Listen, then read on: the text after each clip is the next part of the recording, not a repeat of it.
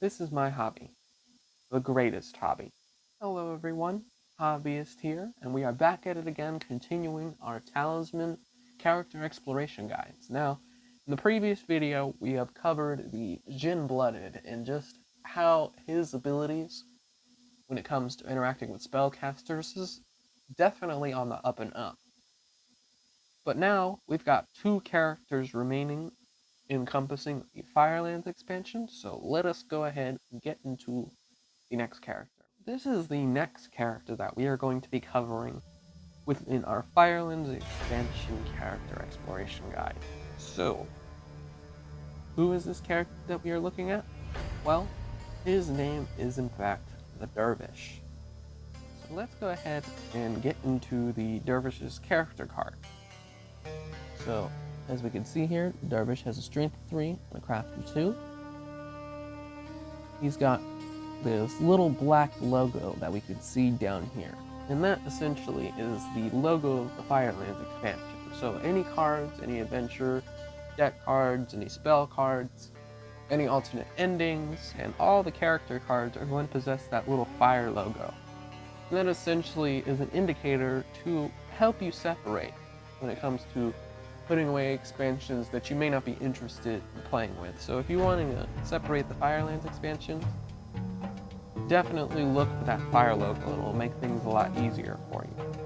But moving forward to the rest of the card of the Dervish, he is the first and only good character of the Firelands expansion, and he is the only character who starts in the Oasis in the entirety of Talisman, and is the second character that we have covered that starts in the Middle region.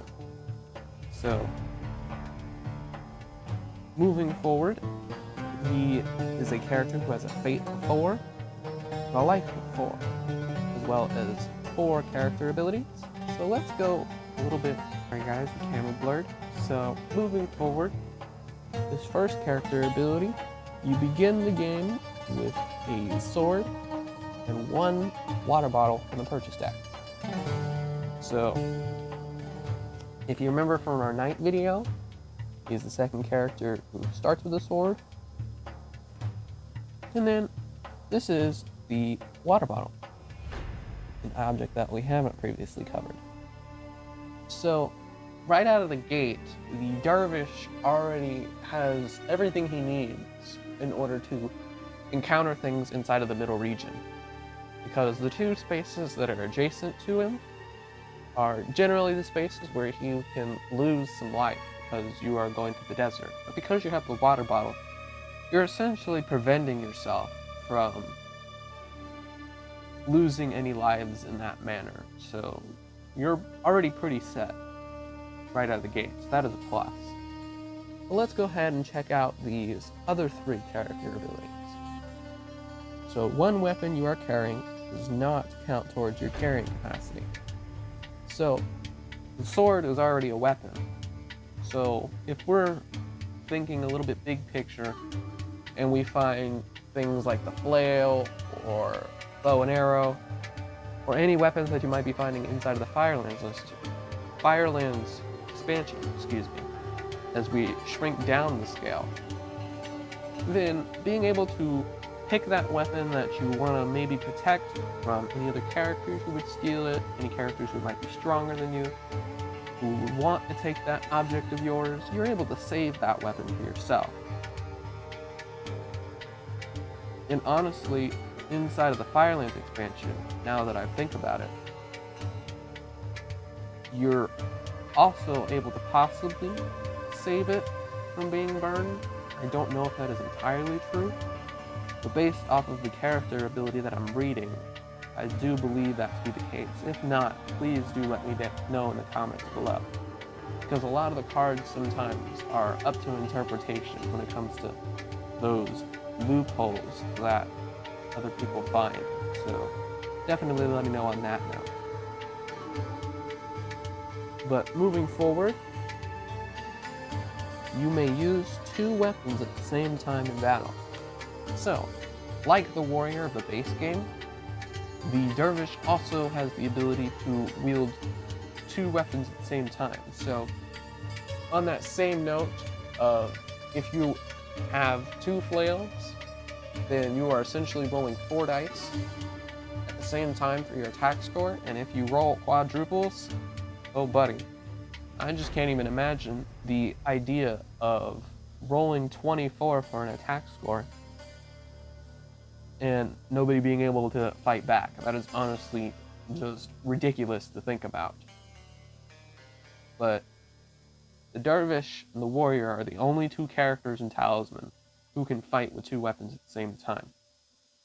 But this 4th character ability is really where the Dervish starts to take advantage of the Firelands expansion itself,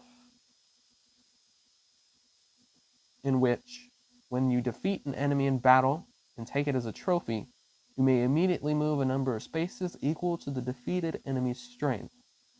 You then encounter the space you land on.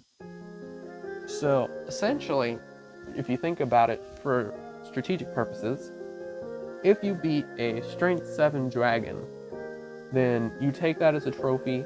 You are able to then move up to 7 spaces.